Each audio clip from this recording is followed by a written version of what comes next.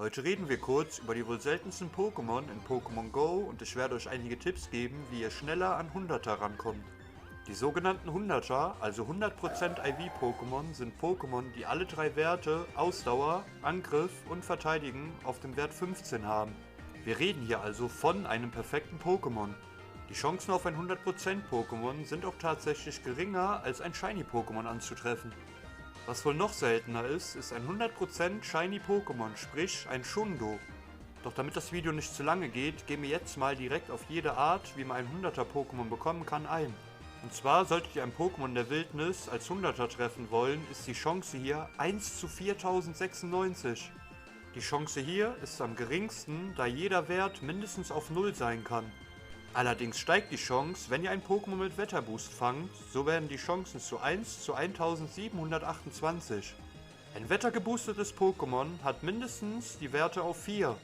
Solltet ihr also ein spezielles Pokémon als 100er sammeln wollen, so solltet ihr schauen, dass es einen Wetterboost gibt und dass ihr ein Nest besucht.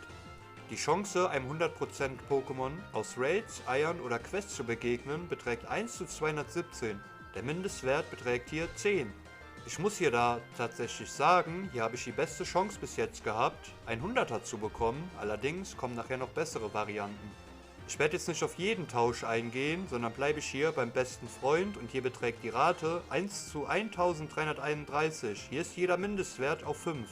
Solltet ihr einen Kumpel bei euch in der Nähe haben, der auch Pokémon Go spielt, so solltet ihr auch wirklich ab und zu mal tauschen, denn ihr könnt tatsächlich einen 100er bekommen. Ich persönlich habe noch nie eins aus dem Tausch erhalten.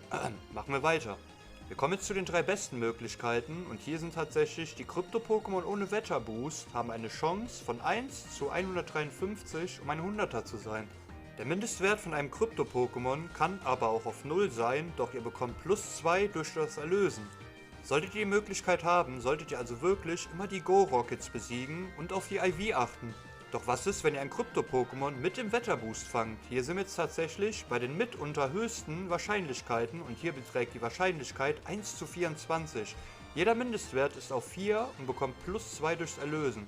Das hier gehört also mit zu den höchsten Wahrscheinlichkeiten, um ein 100% IV-Pokémon zu erhalten. Die letzte und wohl beste Wahrscheinlichkeit sind die Glücks-Pokémon und zwar ist der Mindestwert hier immer auf 12 und die Wahrscheinlichkeit beträgt 1 zu 64.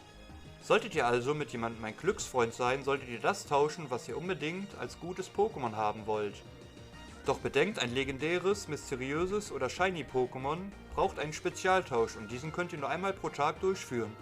Ihr solltet also immer schauen, dass ihr jemanden zum Tauschen habt oder ihr fangt viele Pokémon, macht viele Quests, brütet Eier oder ihr fangt Krypto-Pokémon mit dem Wetterboost. Das sind nämlich die besten Wahrscheinlichkeiten.